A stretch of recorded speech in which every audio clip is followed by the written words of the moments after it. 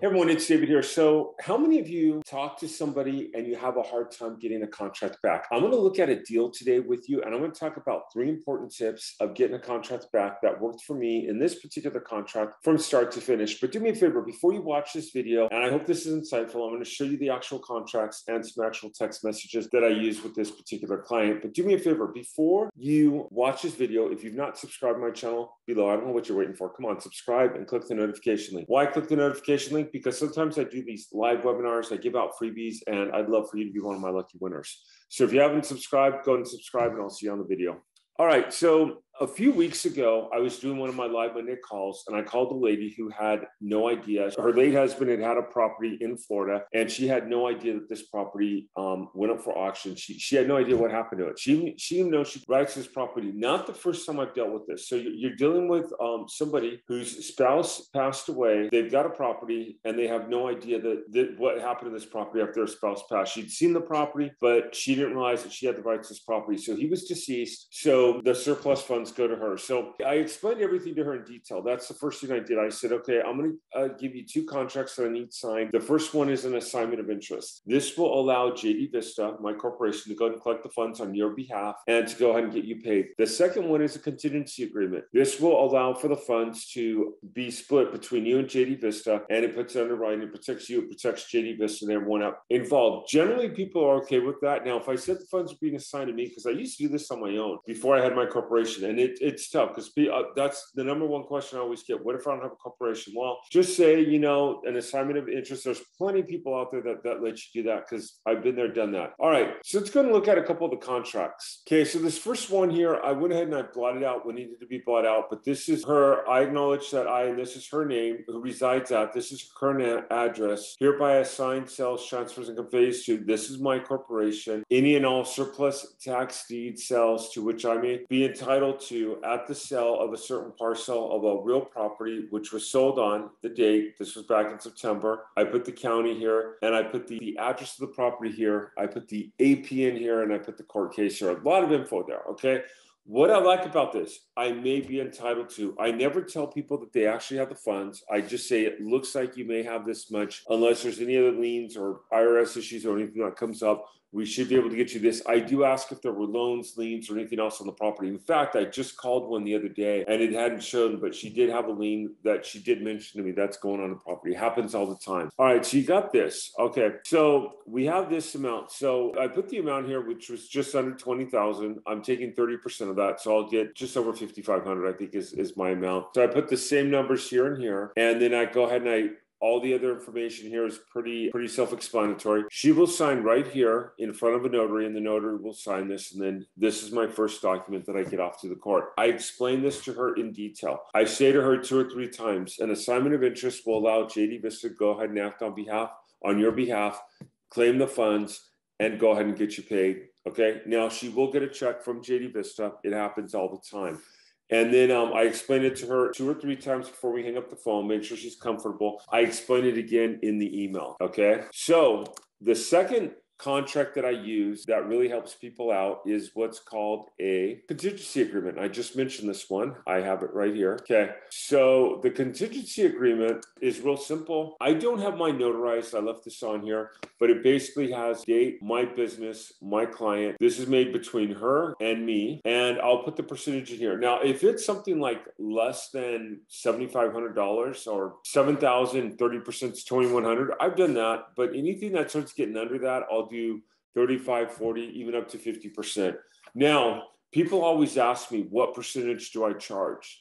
And I always say, whatever you feel comfortable with. Here's the thing. If someone comes in and they say they didn't know that they had a certain amount that they had that was coming to them, and you charge half, so say they've got $50,000 and you charge 80% of that or even half of that, people always ask me, is this legal? Well, technically it is because you've got a contract here, but I'm just going to say this. Juries always tend to side with the victim. If someone comes up to me and says, hey, he or she does this, they knew what they were doing, they led me to think there were less funds in there, I didn't know this much was in there, this was new to me, juries always tend to side with the victims, okay? So I just want you to keep that in mind. I like to sleep at night. I like to do generally 30%.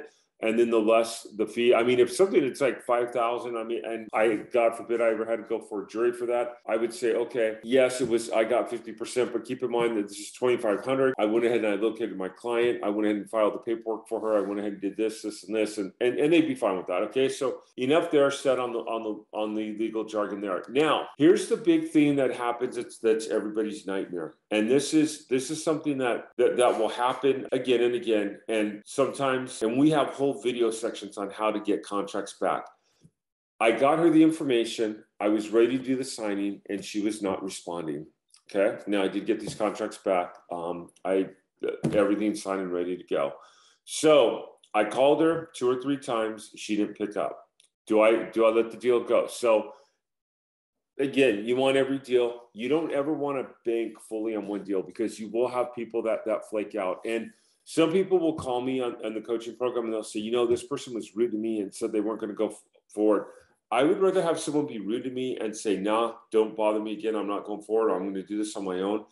Then, and you think they're a real jerk, than have someone say, yeah, let's do it. And then they're going to string you along. Okay. I'd rather have people be just really upfront and honest with me. Now, let's go ahead and look at the last thing I did. So I went ahead and I used Google Voice. So I went ahead and I texted her, and it basically said, hi, her name, just checking in and verifying that you received all the information in regards to the ISIN on the overage. Please contact me when you can. Best, David. Okay. It's not threatening. It's not saying, did you get the contracts? Are you ready to sign? People get threatened because she's trusting almost $20,000 to my corporation. That's a huge amount of money. Okay, people have no idea where that's going to go. Yeah, she didn't know about the money before, but now she knows about it, and it's a huge amount. Okay, so that's the first thing. Secondly, is she said, "What do you want me to do? I have a minute this morning to do this," and the address led is wrong. Okay, that went ahead and it led to continuous texting between her and I. As we continue to text information back and forth to each other,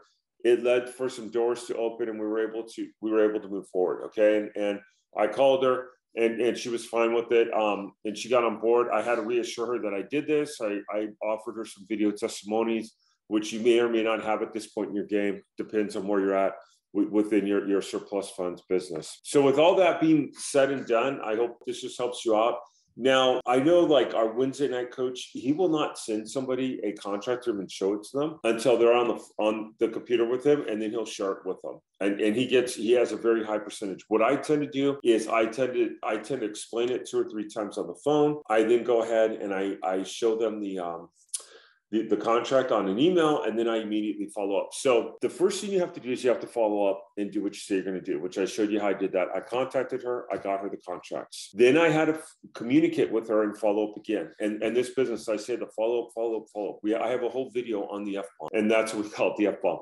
But you follow up, and you follow up. Okay, then there's that communication that gets established. She tells me I have the wrong address, and she tells me a couple of things. So I fixed the address, and I went ahead and I got her the contract with the correct address. I said, are you okay with this agreement? Here's what will happen. I went ahead and provided the notary. Providing the notary is huge. Okay. And my first couple of notaries canceled. I was afraid I was going to lose this deal. I just got the guy back, and it's out in the Midwest, and it's in a very rural area. And he's like, hey, if you ever need me again, I don't get a business out here. I'm like, yeah, I'll keep your info. I doubt if that ever happens again, because this is in Florida. She's way out of state. And again, it's the spouse, and really sad story. You have to be a listener. My heart goes for this lady. I love getting people paid. You have to have a heart for what you want to do. Yes, I'm out to make money. Okay. I'm not going to lie. It's not like I want to go out and just help. Well, I do want to help everyone, but I want to get paid in the process.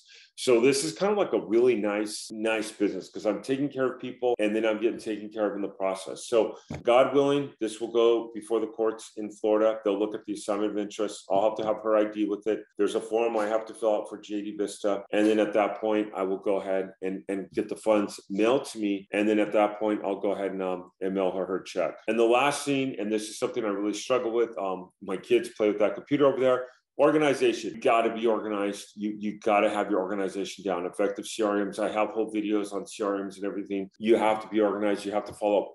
Meanwhile, the biggest piece of advice I can give you is never count on one deal as your final deal. Never count on that. Always act like you don't have a deal. Never bank anything on one deal. Hey, do me a favor. If this was helpful, give me a like. As you know, I always read through my comment sections. Please go and comment on this video, and I will see you on the next video. Thanks, everyone. I'll see you on the next video.